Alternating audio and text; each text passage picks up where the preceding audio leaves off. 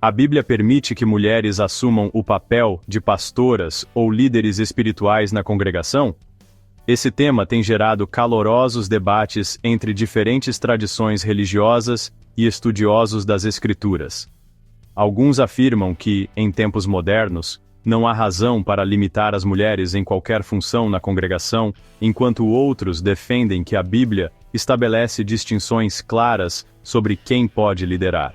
Vamos analisar os argumentos mais comuns usados para defender que mulheres podem ser pastoras, e, em seguida, mostrar se há base nas Escrituras para sustentá-los. 1. Argumento. As palavras de Paulo em 1 Timóteo 2,12 eram apenas para seu tempo e cultura.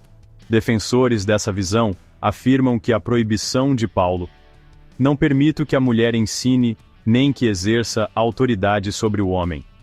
Se aplicava apenas às condições específicas das congregações do primeiro século, especialmente em Éfeso, onde falsas doutrinas estavam sendo disseminadas.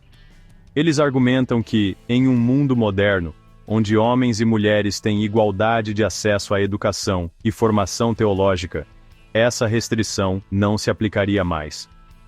Refutação. O apóstolo Paulo fundamenta sua instrução não na cultura de sua época, mas em princípios teológicos atemporais. Ele escreve: porque primeiro foi formado Adão, depois Eva. E Adão não foi enganado, mas a mulher, sendo enganada, caiu em transgressão. 1 Timóteo 2, 13 e 14. Paulo não faz referência à cultura grega ou judaica, mas ao relato da criação em Gênesis. Isso demonstra que sua proibição está enraizada na ordem criada por Deus, não em normas sociais passageiras. Além disso, Paulo enfatiza que suas instruções eram para todas as congregações cristãs. Como em todas as igrejas dos santos, as mulheres devem permanecer em silêncio nas igrejas. 1 Coríntios 14, 33 ao 34. Portanto, essa orientação não é limitada a Éfeso ou Corinto, mas aplica-se universalmente. Argumento 2. Exemplos de mulheres líderes na Bíblia. Os defensores dessa ideia frequentemente citam exemplos como Débora, Priscila e as profetisas bíblicas para argumentar que Deus aprova mulheres em posições de liderança espiritual. Refutação. Embora existam exemplos notáveis de mulheres desempenhando papéis importantes na história bíblica, esses papéis não envolviam liderança congregacional pública. Débora, Juízes 4:5. Débora foi uma juíza e profetisa em Israel, mas sua liderança ocorreu em um período de apostasia em que os homens não assumiam suas responsabilidades. Débora mesma incentivou Baraque a liderar. Juízes 4:6 ao 9, reconhecendo o papel designado aos homens. Priscila, Atos 18:26. Priscila, junto com seu marido Áquila, ensinou Apolo em um contexto privado. Isso está em harmonia com Tito 2:3 ao 5, que incentiva as mulheres a ensinar e encorajar outras mulheres e a ajudar em situações apropriadas, mas não liderar congregações. Profetisas como Miriam, Hulda e Ana. Profetizar é compartilhar mensagens de Deus, mas isso não implica autoridade ou liderança congregacional. Por exemplo, Hulda transmitiu uma mensagem divina ao rei Josias, 2 Reis 22, 14 ao 20.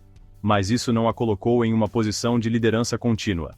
Argumento 3. Gálatas 3:28 ensina que não há distinção de gênero em Cristo. Os defensores da ordenação de mulheres citam Gálatas 3:28.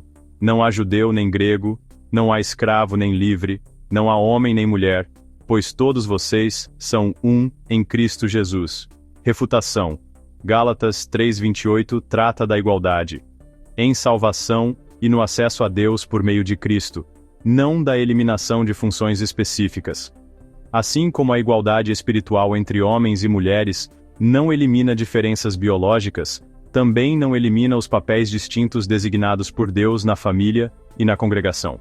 Paulo explica claramente esses papéis em outras passagens, como Efésios 5:22 ao 25, onde homens e mulheres são iguais em valor, mas têm responsabilidades diferentes. Argumento 4. A sociedade moderna exige progresso revelacional.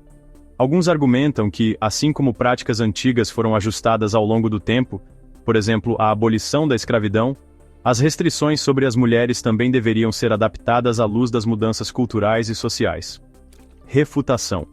A Bíblia é clara ao afirmar que seus princípios são eternos e imutáveis. 2 Timóteo 3,16.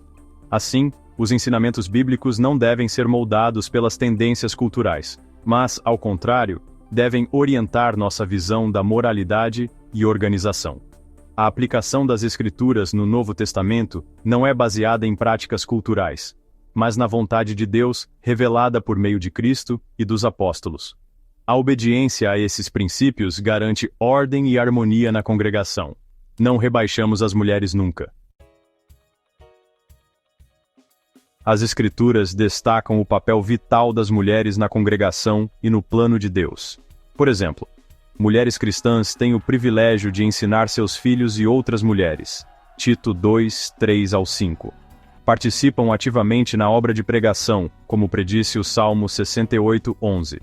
As mulheres que anunciam as boas novas são um grande exército. Por suas palavras e ações, servem como exemplos espirituais e uma boa influência para outros. As testemunhas de Jeová, por exemplo, valorizam profundamente o papel das mulheres em suas congregações. Embora respeitem a ordem divina que limita a liderança congregacional a homens qualificados, as mulheres desempenham papéis indispensáveis na obra cristã, demonstrando que sua contribuição é altamente honrada por Deus. Resumo: Bíblia não rebaixa as mulheres ao designar papéis diferentes na congregação. Ao contrário, homens e mulheres trabalham juntos de maneira complementar, promovendo a paz e a unidade entre os servos de Deus. A liderança congregacional, conforme revelada nas Escrituras, é uma responsabilidade dada aos homens, mas isso de forma alguma diminui o valor e a importância das mulheres na congregação. Em última análise, obedecer aos princípios de Deus sobre esse assunto é uma expressão de nossa fé e submissão à sua perfeita sabedoria.